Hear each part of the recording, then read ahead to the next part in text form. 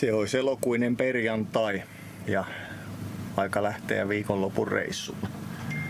Pyöritään tässä Alakeiteleellä vähän mitenkä nyt tuulet sattuu meitä kuljettamaan. Katsotaan. Kello nyt rupeaa olemaan jo sen verran, olisikohan se 7 aika lähelle, niin taitaa olla toi Rekolahti perinteiden mukaan se ensimmäinen etappi. Ja katsellaan sitten huomenna aamulla, mihinkä siitä irrotaan.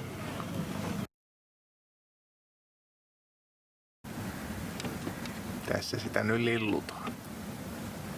Ehkä ei näillä tuulilla kannata paljon pitemmälle lähteekään kuin Rekolahti, mutta on meillä onnistumisia sen verran nyt takataskussa, että tehtiin ensimmäinen pelastustehtävä varmaan Aventuran historiassa. Ja tuollainen amppeli, kun poimittiin tuosta sataman edustalta kellumasta, kenen lien, mistä lie tippunut.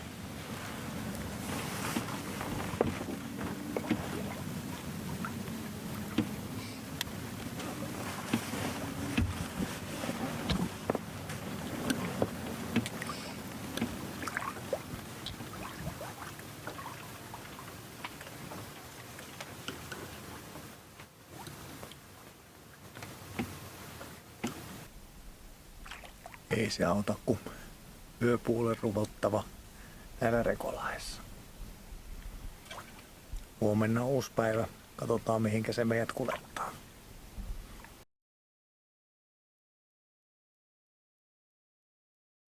Huomenia. Niin sitä vaan herättiin Rekolahdesta. Ei oo enää kesäöitä, ei. Vähän meinaa olla jo viileän olosta. Syyksi pitänee kytkeä lämmitin päälle. Pitää vähän miettiä sitä lämmitysputken tuloa, että mistä sen saisi. Tavaraa tuppaa olemaan siinä lämmittimen putken edustalla, niin se nyt ei ole ihan optimaalinen tilanne. Niin vähän miettiä sitä uudelleen, sitä paikkaa, mistä se lämmin ilma sinne hyttiin tulee. Mutta nyt aamu toimilleen. Hieno on uusi Vuorssirakennus rakennettu tänne Rekolahteen. Kyllä nyt kelpaa käydä köntsät heittämässä. Tänään pitäisi purjeilla päästä tonne pohjoista kohti ihan kohtalaisen hyvin, sikäli mikäli ennusteet pitää paikkaansa. Ja sitten kun kattelee tonne vähän kauemmas, niin kyllä siellä aaltoja näkyy, eli jostain päin ainakin tuulee. Mutta tuulen suunta oli tuolla eteläpainotteisesti, eli huomenna joudutaan sitten jonkun verran kryssimään takaisin, mutta ei se mitään. Purjehduselämää se. No niin, kello olisi 9:30 ja suunnitelmat kehittyy. Sitten lähdettäisiin katselemaan Petäjäsaaren saunaa ja sieltä sitten siitä lähettyviltä ankkuripaikkaa, jos ei muuta suunnitelmaa ilmaannu tässä matkan varrella.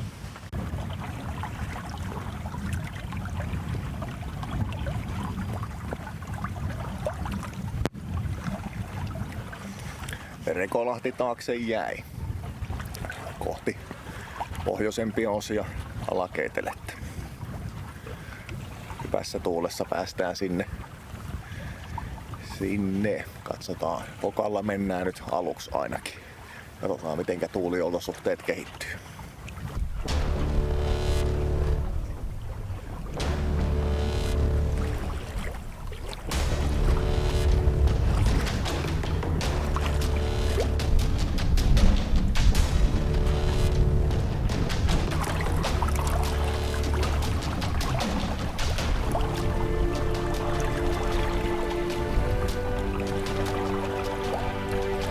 Hienosti männöön. Tästä vähän reilu 4 solmua parhaimmillaan päästään Pokan kanssa myötätuuleen, että ei voi valittaa. Huomista odotellessa, kun sitten tullaan vasta tulee takaisin.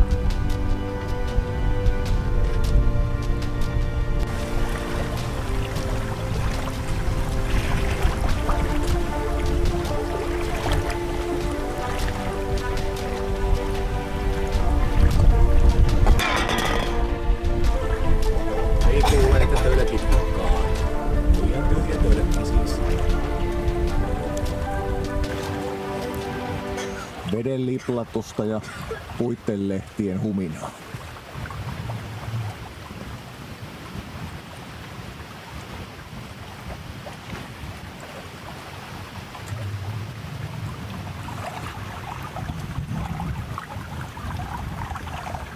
Niistä aineista on hyvä purjehdusreissu tehty. Vaikka ei lähtökohtaisesti mikään mahdottoman isänmaallinen kaveri olekaan, niin kyllähän toi Suomen lippu tuossa veden perässä antaa tähänkin hommaan tiettyä arvokkuutta. Ei olla oltu ihan mahdottoman aktiivisia tuon liputuksen suhteen. Ja tietysti täällä sisävesillä sitä ei kukaan viranomainen valvo eikä seuraakaan, että toisin kuin sitten taas tuolla vaikka Turun saaristossa voi rajaviranomaisia ja niin edespäin kiinnostaakin vähän, että mitä kansallisuuksia siellä veneissä pyörii, mutta täällä sisävesillä se ei ole sen suhteen niin kovinkaan tärkeä pointti tuossa liputuksessa, mutta kyllä se ihan hyvän tatsin antaa tähän hommaan, kun viittii sen lipun tuonne perään laittaa.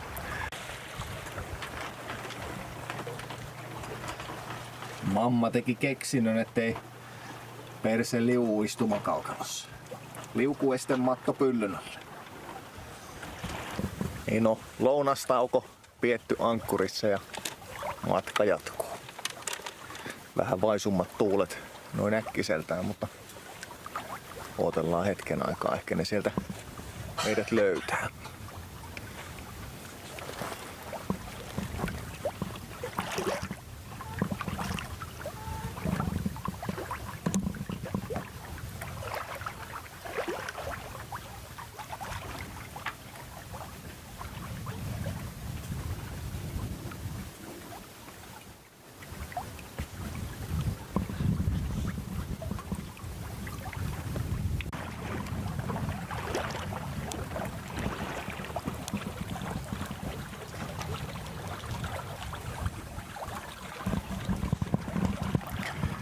Saatiinhan sitä vauhtia, kun nostettiin isokin, niin päästään taas lähemmäs 4 soomaa.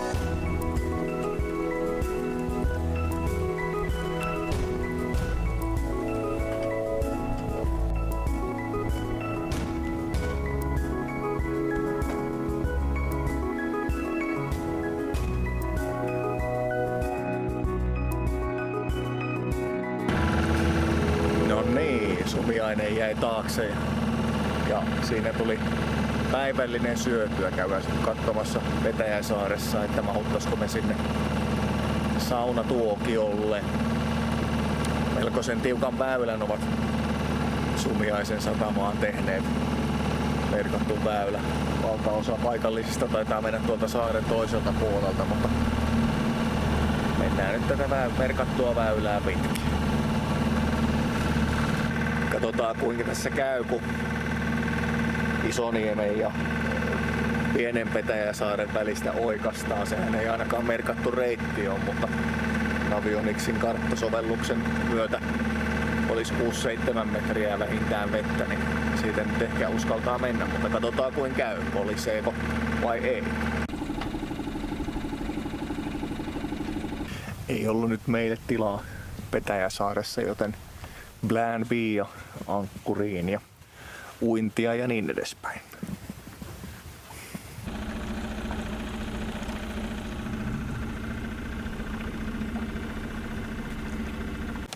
Ankkuri olisi pudotettu järveen ja tässä sitä katsellaan hetki, että kuinka pitelee. Ainakin perämoottorilla vedellessäni ei lähtenyt luistamaan ja tuuli nyt pääsee vähän tosta saarten välistä tähän meihin, mutta yöksihän se pitäisi tyyntyäkin. Reilu 100 metriä on tonne takana olevaa saareen ja 80 metriä Kepsin mukaan sijaintipaikan paikallistavaan kiveen. Hetki silmällä pitäen.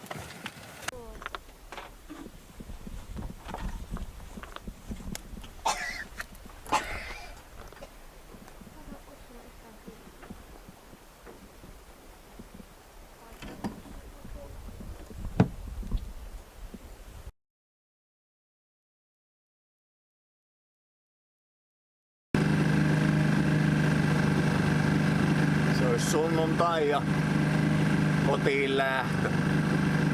Heräilty on ankkurista. Ja hyvä ankkuripaikka oli, vaikkei nyt ihan tarjonnut se saari meille sitä tuulisuojaa mitä ajattelin, mutta ihan ok, kun tuuli nyt sitten tyyntyi kumminkin, niin kuin ennusteet sano yöksi. Mutta nyt suunnistellaan kotia kohti tosiaan. Pikkuinen siirtyminen tuohon ensimmäiselle kapeikolle niin, ja lähes olematon tuuli, niin mennään moottoriavusteisesti. Katsellaan sitten sen jälkeen päästäisikö vähän purjehtimaan.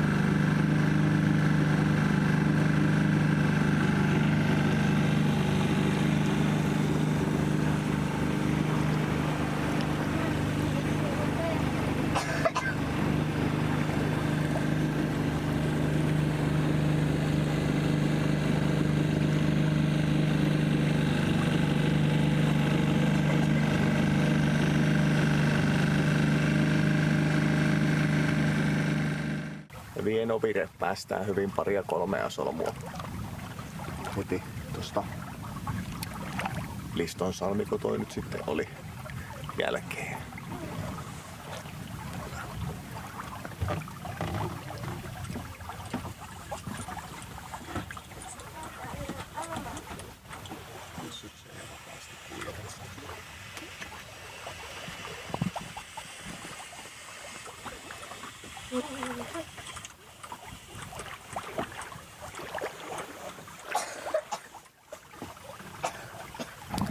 Hyvässä myötäisessä matka etenee takaisinpäin kohti Äänekoskeakin.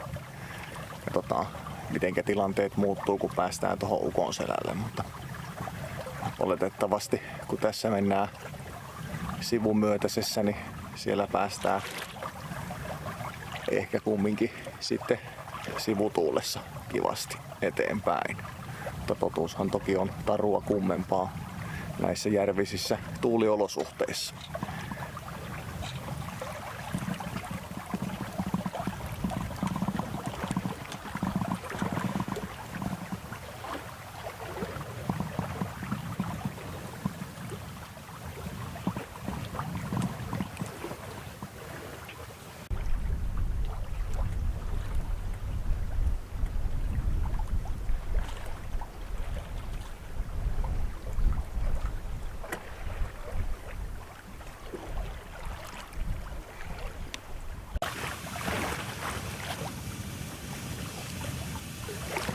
Muukin on sentään uskaltanut purjeveneen kanssa.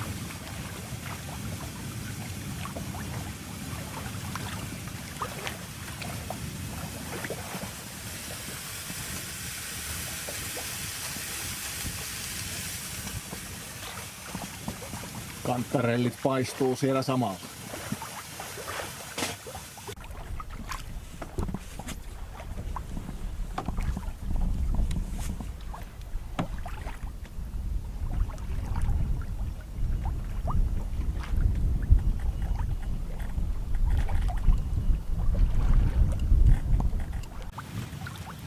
Elämme jännittäviä aikoja. Päästäänkö Ukonsalmesta purjeilla? Ja toisaalta myös se, että mitä on lounaaksi.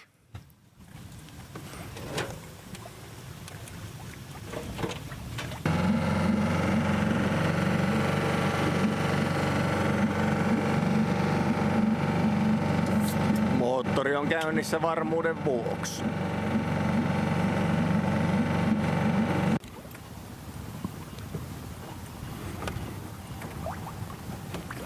Niin vaan selviteltiin Ukonsalmi purjeilla ja grillistäkin löytyi lounasta.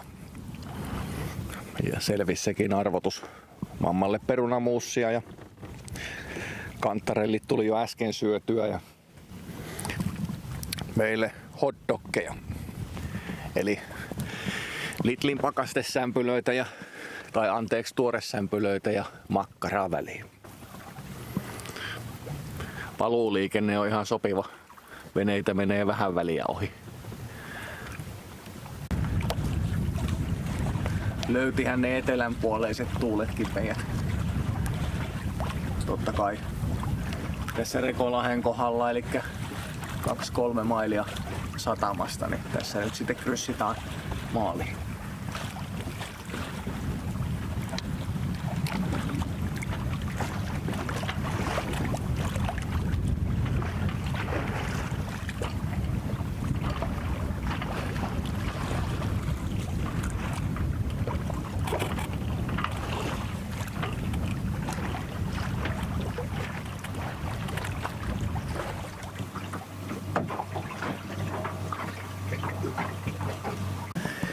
No niin, se oli sellainen reissu se.